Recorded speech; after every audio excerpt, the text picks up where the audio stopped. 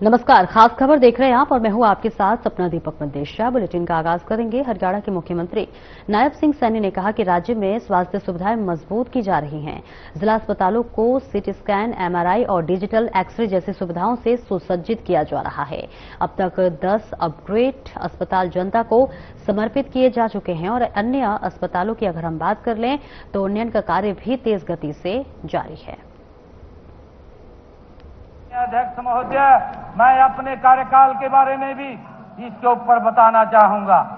मार्च 2024 में प्रदेश ने विभिन्न विभागों में ग्रुप ए में एससी बैकलॉग 145 था। माननीय अध्यक्ष जी, 2024 मार्च के अंदर हमारी सरकार में एससी का जो बैकलॉग है मात्र 145 रह गया।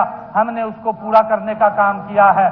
माननीय अध्यक्ष जी, ये सरकार हर वर्ग के हितों की रक्षा करने का ये सक्षम तरीके से आदरणीय मोदी जी के नेतृत्व में काम कर रही है।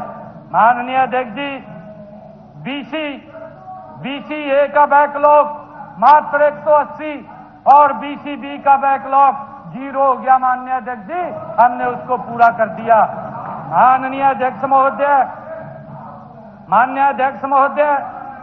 मैं बताना चाहता हूं, ग्रुप बी में एससी का बैकलॉग ग्रुप बी में 548 और बीसीए में बैकलॉग 3 और बीसीबी में बैकलॉग 0।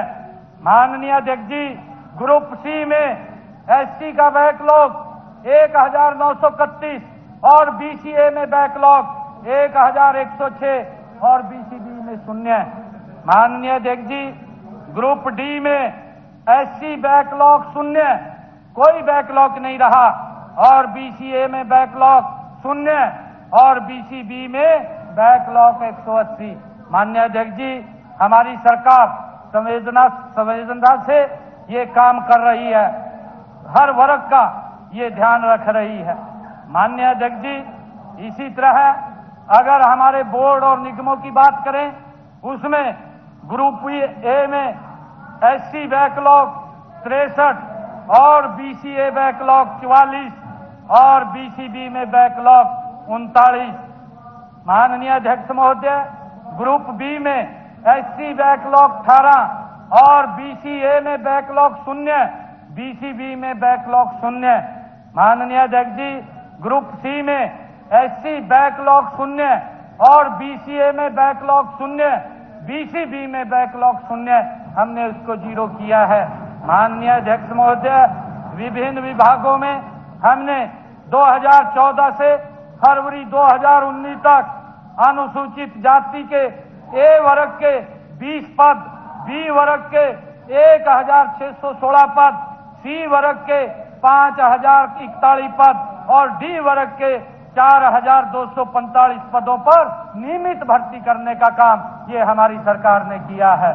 माननीय अध्यक्ष महोदय, इसी के अलावा इस अवधि में पिछड़े वर्गों के ए वर्ग 16 पद, बी वर्ग के 990 पद, सी वर्ग के 6500 पद और डी वर्ग के 5661 पदों पर हमने नियमित भर्ती करने का काम ये हमारी सरकार ने किया है। माननीय अध्यक्ष महोदय,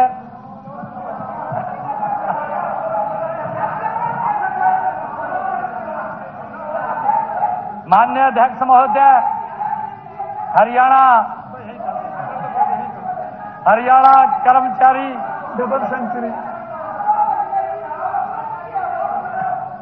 हरियाणा कर्मचारी चयन आयोग ने अनुसूचित जातियों और पिछड़े वर्गों के बैकलॉग को भरने के लिए हमने विशेष भर्ती अभियान वो भी चलाया है। इसके तहत अनुसूचित जातियों के 22 पदों, पिछड़े वर्गों के 42 पदों की भर्ती की गई है।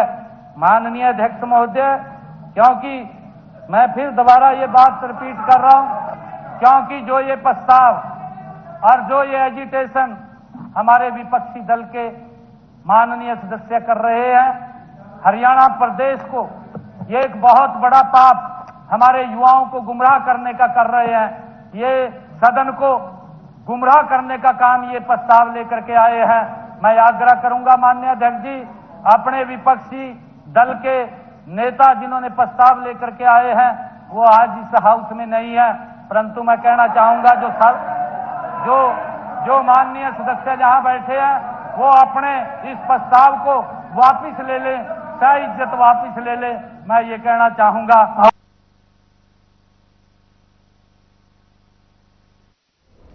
और हरियाणा के मुख्यमंत्री नायब सिंह सैनी ने विधानसभा में सिंगल यूज प्लास्टिक पर चिंता जताई। उन्होंने इसके उपयोग को कम करने के लिए सामूहिक प्रयासों का आह्वान किया। प्रधानमंत्री नरेंद्र मोदी द्वारा भी प्लास्टिक बंद करने पर जोर देने की बात कही। मुख्यमंत्री ने जनप्रतिनिधियों से लोगों को जागरूक करने की अपील की। सिंगल यूज प्लास्टिक है उसमें देखिए, क्योंकि हमारी वरिष्ठ नेता गीता बुक्कल जी का जो क्वेश्चन था, मैं इसमें ये कहना चाहूँगा कि देश के यशस्वी प्रधानमंत्री आदरणीय मोदी जी ने जो सिंगल यूज प्लास्टिक है उसको बंद करने के लिए उन्होंने कहा, उसके ऊपर उनका काफ़ी जोर है। और मेरा महान सदन से आग्रह है कि हम सब नीचे आम जन को इसके बारे में जागरूक करें कि हमें प्लास्टिक का उपयोग नहीं करना चाहिए, क्योंकि जैसी कैंसर जैसी बीमारी है और वो बड़ी खतरनाक है और बढ़ रही है, वो इसी से रुक सकती है। माननीय अध्यक्ष जी, आपके माध्यम से मेरा पूरे सदन से ये आग्रह है कि इसके ऊपर हमें आगे बढ़ करके काम करना चाहिए।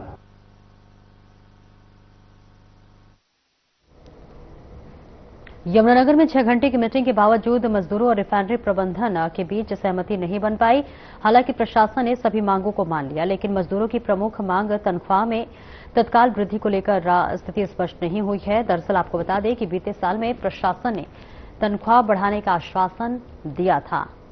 इसके अलावा 12 घंटे की ड्यूटी की बजाय 8 घंटे की ड्यूटी स्वीकार कर 4 घंटे ओवरटाइम देने पर भी सहमति बनी, जिसके बाद प्रदर्शन कर रहे कर्मचारियों को पुलिस ने उठाया और रोड खाली कराया, जिस पर एचसीएस अधिकारी विवेक चौधरी ने बताया कि मजदूरों को समझाने का प्रयास दोबारा किया जाएगा।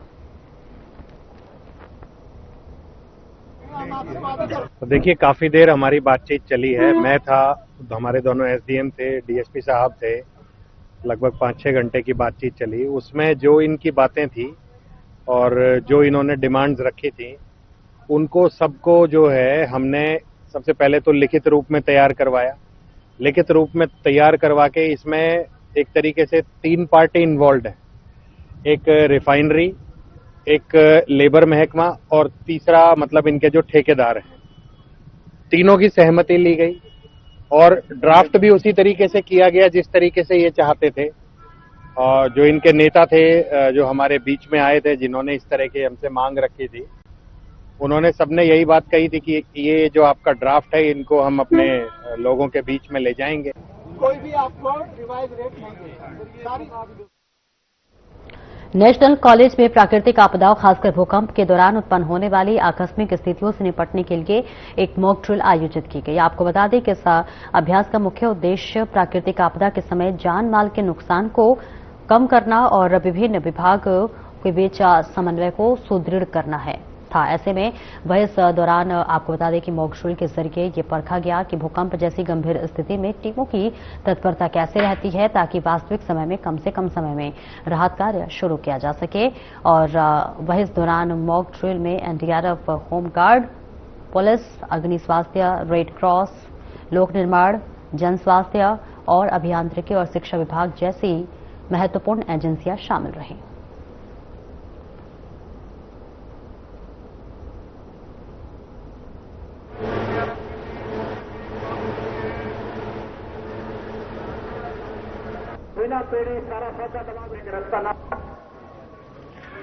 तो मॉक ड्रिल ये सभी लोगों को, यहाँ जो स्टूडेंट वगैरह हैं और जो अपनी जनता है, उसको मतलब बार बार मॉक ड्रिल से अपने एक मसल मेमोरी में आता है। कई बार अर्थक्वेक होता है तो वहाँ इतनी भगदड़ रहती है कि एकदम से अपन नहीं कर पाते। तो मॉक ड्रिल का यही मेन रीजन है कराने का कि इससे मसल मेमोरी में आए लोगों को चीजें जानकारी हो कि अर्थक्वेक में हमको कहाँ पे छिपना है, जाके कौन सी सेफ एरिया है, किसको कॉल करना है, किस अथॉरिटी को अपन को कॉल करना है, या यहाँ सिविल एडमिनिस्ट्रेशन को कॉल करना है, या सिविल एडमिनिस्ट्रेशन किस अथॉरिटी को और करेगा, जैसे एनडीआरएफ है, एसडीआरएफ है? आज स्थानीय प्रशासन की तरफ से मॉक ड्रिल किया गया है, जिसमें जो सिविल डिफेंस, फायर ब्रिगेड और इसके बच्चों को सुरक्षा करने के लिए बताया गया है कि बच्चे अपने आप को जीवन में कभी कोई भी कठिनाई आने पर कैसे सुरक्षित रख सकते हैं, अपने आप को कैसे बचा सकते हैं। एनडीआरएफ की टीम भी है इसमें। आकाशदीप है जी। हमने आज जो मतलब ये ट्रेनिंग दे रहे थे कॉलेज में मॉक ड्रिल, इसमें काफ़ी कुछ सीखने को मिला है। हमने ये भी देखा है अगर कोई अंदर कोई घायल हो तो उसे कैसे मतलब उसे बचाना चाहिए, और पहले ये भी सीखा है कि सीधा अंदर नहीं जाना चाहिए, जैसे दरवाजे को थोड़ा सा कट करना चाहिए, ऐसा बहुत कुछ सीखा है। क्या कहेंगे ये मॉक ड्रिल की गई है इसको लेकर? इसके लिए मैं ऐसे कहूँगी क्योंकि ये हर किसी को जानना चाहिए, क्योंकि हर किसी को पता होना चाहिए जब कोई आपातकालीन में हमें कोई ऐसा हमें स्थिति होती है तो हमें कैसे निपटना चाहिए। हर किसी को पता होना चाहिए, बच्चा कैसे निपटेगा, कैसे कुछ करेगा, ये सब कुछ हमें मालूम होना चाहिए। आज जो हुआ है मॉक ड्रिल अच्छा है? हाँ, बहुत अच्छा है। मैं तो सभी को देख के जा रही हूँ, कब से सुन भी रही हूँ कैसे कुछ करना है।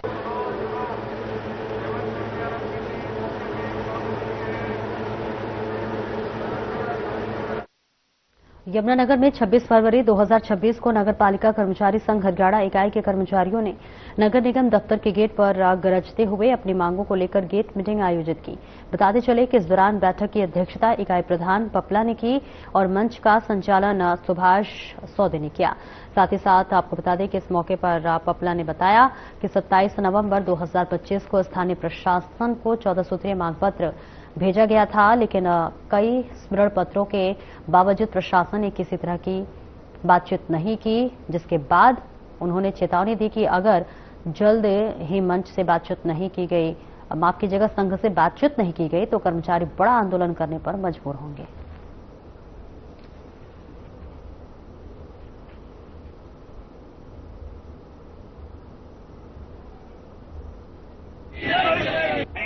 यहाँ के प्रशासन को कई बार चिट्ठी पत्र लिखा है और उसमें जो कर्मचारियों की जायज मांगे हैं उनके बारे में यहाँ के प्रशासन को मांग पत्र दिया। मांग पत्र देने के बाद कुछ टाइम बाद हमने इस प्रशासन को यहाँ पर स्मरण पत्र दिया। जब इनकी समझ में कुछ नहीं आया तो एक बार फिर से स्मरण पत्र दिया। फिर भी प्रशासन जो कुंभकर्ण की गहरी नींद में सोया हुआ है उसमें कोई सूद न लेते हुए वो अपने अड़ियल रवैये पे अड़ा हुआ है। तो इसको देखते हुए हमने यहाँ के प्रशासन को नोटिस दिया कि अगर प्रशासन हमारे कर्मचारियों की जो जायज मांगे हैं उनका हल नहीं निकालता तो हम मजबूरन अब आंदोलन करेंगे। इसमें भी यहाँ के प्रशासन ने नगर पालिका कर्मचारी संघ हरियाणा के डेपुटेशन को बुला करके बातचीत करने में अपनी कोई भी अपनी तरफ से पहल नहीं की। तो इसका हम विरोध करते हैं और आम जनता से ये अपील करना चाहते हैं कि हम अब आंदोलन करेंगे, जिसमें काले बिल्ले से हमने प्रोग्राम शुरू किया है। सरकार मुर्दाबाद, लोकल प्रशासन मुर्दाबाद। और यमुनानगर में भारतीय मजदूर संघ के बैनर तले एक विशाल विरोध प्रदर्शन किया गया, जिसमें लाखों श्रमिकों ने अपने अधिकारों, उचित वेतन और सुरक्षित कार्य परिस्थितियों और सामाजिक सुरक्षा की मांग की है। आपको बता दें कि इस दौरान प्रदर्शन में हिस्सा लेने वाले कर्मचारियों ने केंद्र और हरियाणा सरकार से ईएसआई की सीमा बढ़ाकर 42,000 रुपए करने और एक ईपीएफ 95 पेंशन को 7500 करने और कई अन्य विभागों के कर्मचारियों को भी सरकारी लाभ देने की मांग की है।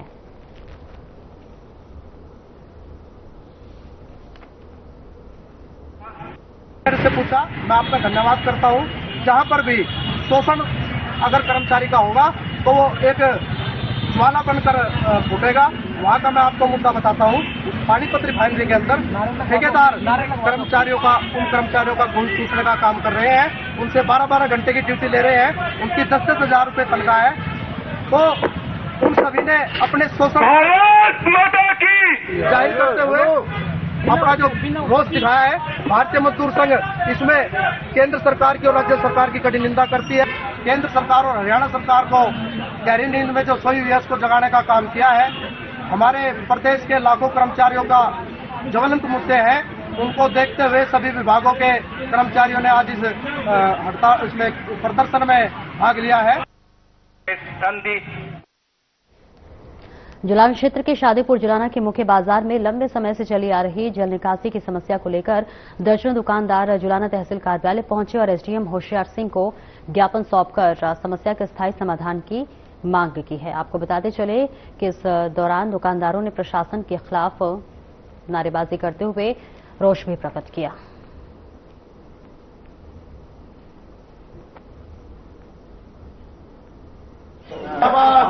ये शादीपुर के जो इलाका पड़ता है, इसमें कुछ दुकानदारों की दुकानें हैं जो पुराने बस स्टैंड से जुलाना शहर के अंदर जो रास्ता आता है, वहाँ जल भराव को लेकर एक मामला सामने आया है।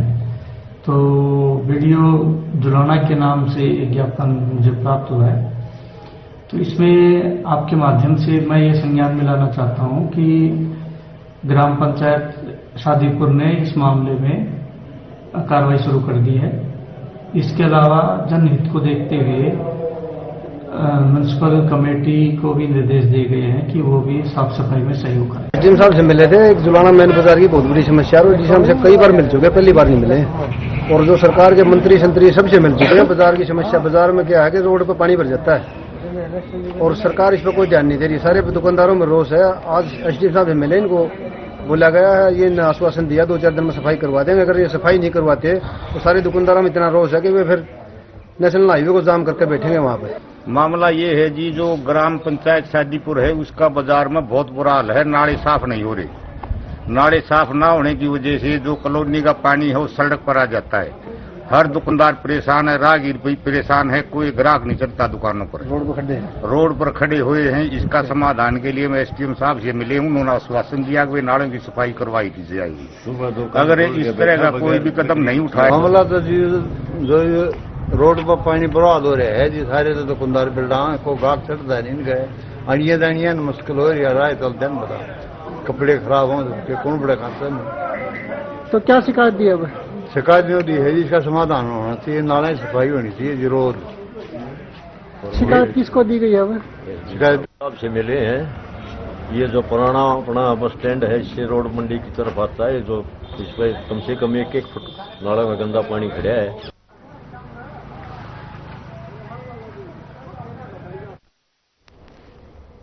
इंडोनेशिया की राजधानी जकार्ता में आयोजित इंडोनेशिया अंतर्राष्ट्रीय पैरा थ्रोबॉल प्रतियोगिता में गांव शेरपुरा के होनहार खिलाड़ी सुरेंद्र कुमार ने विकलांगता को मात देते हुए स्वर्ण पदक जीतकर देश का नाम रोशन किया। आपको बताते चले कि इस दौरान 23 फरवरी को खेले गए फाइनल मुकाबले में भारतीय टीम का प्रतिनिधित्व करते हुए उन्होंने शानदार प्रदर्शन कर प्रथम स्थान हासिल किया। तो वहीं उनके इस ऐतिहासिक उपलब्धि की खबर मिलते ही गांव में खुशी की लहर दौड़ गई और ग्रामीणों ने मिठाइयां बांटकर जश्न मनाया। आपको बता दें कि इस दौरान उनके स्वदेश लौटने पर सिरसा के भावदीन टोल प्लाजा से लेकर गांव तक उनका भव्य स्वागत किया गया और गौशाला परिसर में सम्मान समारोह आयोजित कर कोच धर्मवीर सिंह, सरपंच मुकेश इंदौली और ग्रामीणों ने उन्हें सम्मानित किया।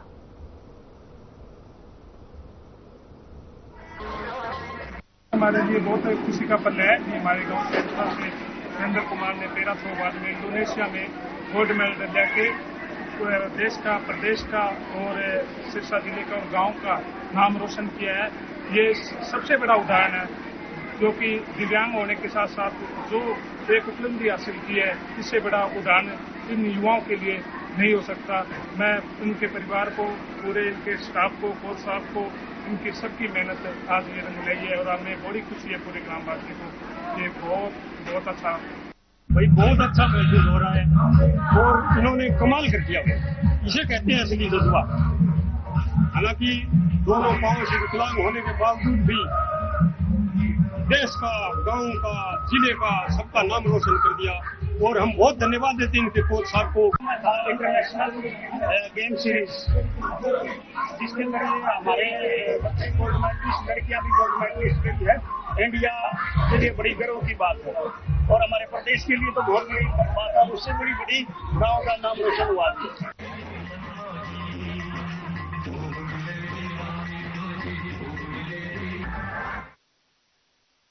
सिरसा जिले के गांव चटाला में घरेलू कलह के चलते एक पति पत्नी ने जहरीला पदार्थ निगल लिया, जिससे पति की तो मौके पर ही मौत हो गई, जबकि पत्नी की हालत गंभीर बनी हुई है। तो वही घटना के तुरंत बाद पत्नी को नजदीकी अस्पताल में भर्ती कराया गया, जहां उसकी स्थिति गंभीर होने पर राजस्थान के हनुमानगढ़ भेजा गया, जहां उसका इलाज जारी है। तो वही मौके पर पहुंची पुलिस ने शव को पोस्टमार्टम के लिए डबवाली के नागरिक अस्पताल भेज दिया और मामले की जांच शुरू कर दी।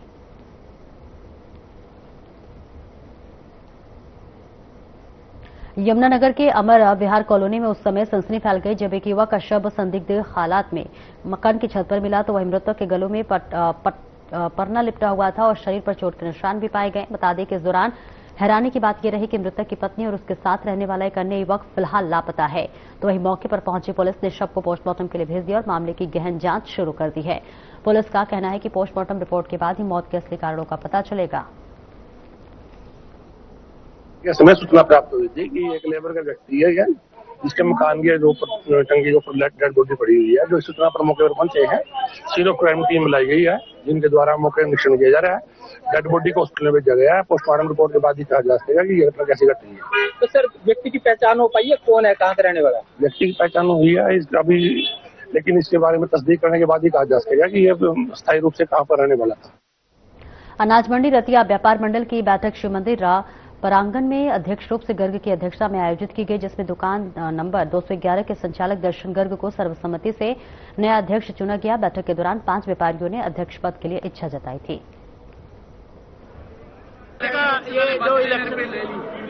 आज का जो इलेक्शन हुआ है सर्वसम्मति से, क्या कहना है इसको लेकर? मैंने सारे भाइयों ने सर्वसम्मति में बनाया। मैं सारी मंडी का देनी है, मैं तन मन धन ला के इन्हों की सेवा करूंगा।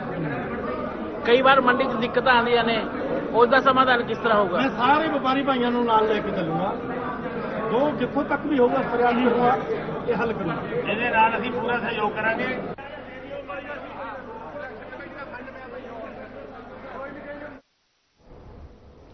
होडेलोक मंडल के शेषाई गांव स्थित प्राचीन शेषाई मंदिर में एक वर्ष भी प्रसिद्ध मेला आयोजित किया जाएगा।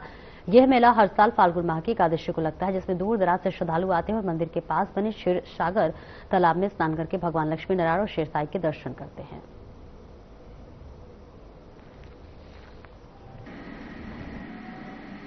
ये हमारे यहाँ कल एक बहुत ही ऐतिहासिक जो मेला लगने जा रहा है, इसको हम रंग भरी एकादशी भी बोलते हैं, क्योंकि बरसाने में भी ये उत्सव मनाया जाता है।